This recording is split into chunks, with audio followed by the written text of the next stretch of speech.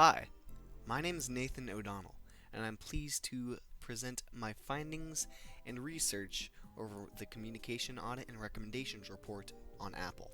Now, Apple is a very well regarded company. They make amazing products such as their Apple AirPods, Apple iPhone, and Apple Watch. Honestly, I'm very pleased with every product I've ever bought. It lasts me a while and it's pretty good quality. However, one thing that any company could be better in, other than their pricing and their products, is their communications. Now, big companies, multi-billion dollar companies, are huge, both in staff, in the hierarchy chain. It is just a lot of people, and you have to also make sure you're communicating well with your customers as well. So, I chose three different vices where they have communicated with both their customers, their employees, and their shareholders, and just want to go over what I found in each three of those. So, first, I'm going to start off with their memo. Now, Apple did a memo recently. Not recently, actually. It was back in early 2019. Now, the previous quarter of 2018 saw a massive drop in profits. Now, this was scary because they had lost over $9 billion, which was mostly due to the loss of sales on their iPhones.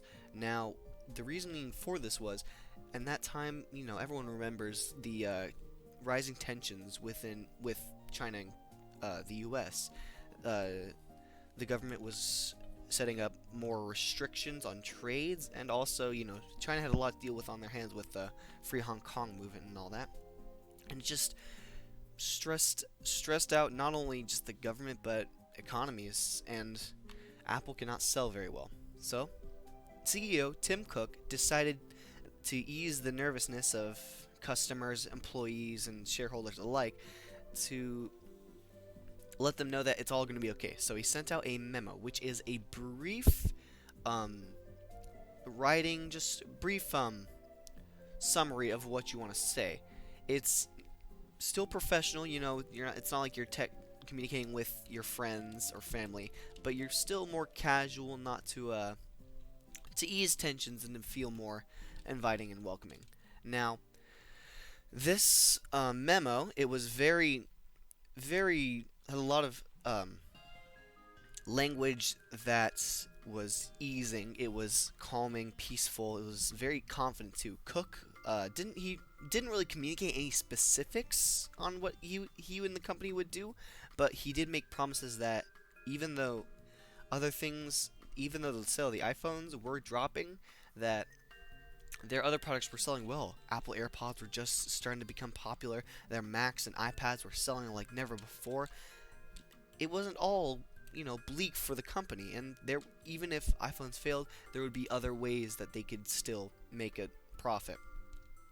Now, he did promise that he would go into what solutions that they were going to propose and that they were going to carry through in a meeting that he referenced. Now, I did not watch the meeting. I did not review it. I don't know anything about it, but I just wanted to just look at this memo and see how he did it. And honestly, I think it was very effective in the way he communicated, because in a time of turmoil and struggle and just doubt of what's going to happen with the company, he stayed true, and I respect that as a man.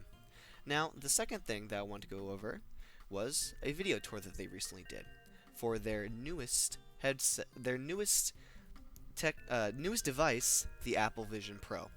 Now, the Apple Vision Pro is a augmented reality pair of glasses almost, that run all sorts of, you can run movies, you can run FaceTime, you can run interactive experiences with your hands, you can do office work with virtual keyboards and virtual displays everywhere. It's honestly pretty sick, but it's very ambitious, and to support this ambition, Apple made a full tour, almost like an instruction book in a video. It was honestly really well put, really well acted. The people playing it genuinely felt human. They showed off all the things you would need to know before you bought. They showed off how you control things, what kind of apps there were, and some of the newest stuff, like the new features, like their new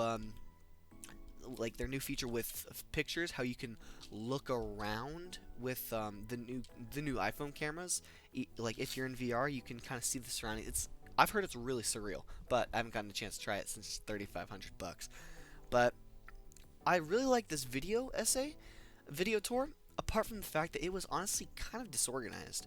Now they touched on a lot of things, but I feel like if they were more intentional with the way with the way they communicate things, it would have been stuck out in my mind a lot more. For example, they started off the entire thing with controls, as you should. People want to know how it works. But then they went into, like, messaging and music and FaceTime, which, I mean, honestly, I don't see anyone buying this headset for FaceTime. Like, honestly.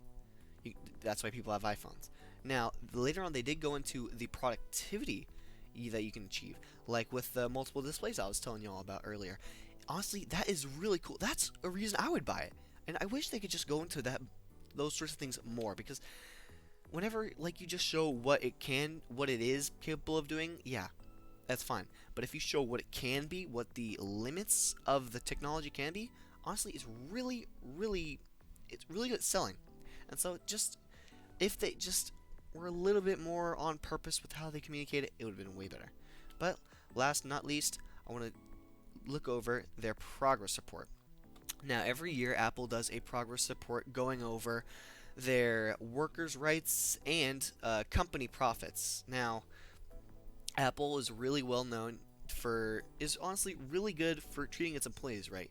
Like other big tech companies, you'll often hear in the news or just from your friends or family or people who've dealt with them, that they won't treat their employees right, that they'll short out on their franchisees and their managers, that they'll honestly do bad things to the environment, like go strip mining in Africa or dumping toxins into the ocean. Damn son. But it still is really important that a company this big does this. Now, I did not read over the whole thing because it was 100 slides of pure like text, and not just like just a white sheet of and then just like 50 lines. No, it was like with interviews, quotes, pictures, analytics. It was the whole 9 yards.